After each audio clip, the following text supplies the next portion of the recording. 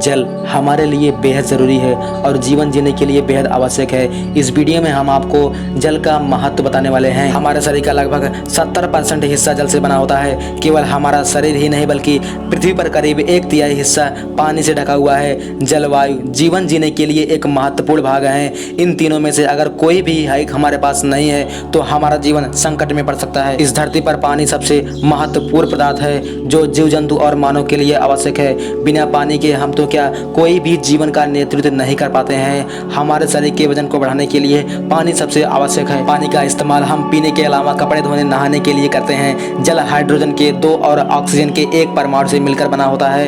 यह विज्ञान का एक फार्मूला है। पानी का रासायनिक सूत्र H2O होता है। इस धरती पर जल मुख्य रूप से 3 अवस्थाओं में उपस्थित रहता है। यह ठोस, द्रव और गैस के रूप में विद्यमान रहता है।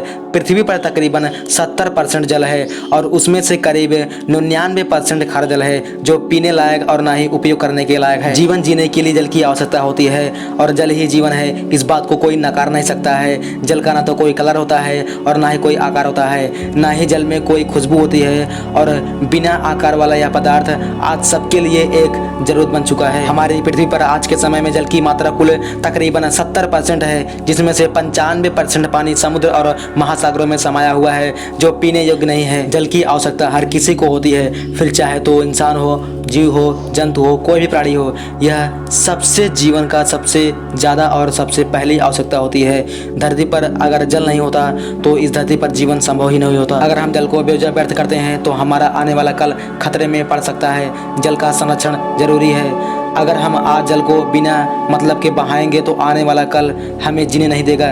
इसलिए जल का संरक्षण जरूरी है। हमें जल वर्षा से प्राप्त होती है, उसके अलावा हमारे पास कोई और साधन नहीं है। केवल एकमात्र स्रोत होने के बावजूद भी हम वर्षा का संरक्षण नहीं करते हैं। परिणाम स्वरूप हमें बाद में इसके खतरनाक परिणाम देखने को मिल सकते हैं। इसलिए हमें जल का संरक्षण करना जरूरी है। जल का बचाव करने के लिए हमें जितना भी हो पानी इकट्ठा करें। हम जानते हैं कि देश में कई जगह ऐसे भी हैं जहाँ बरसात की दिक्कत रहती है।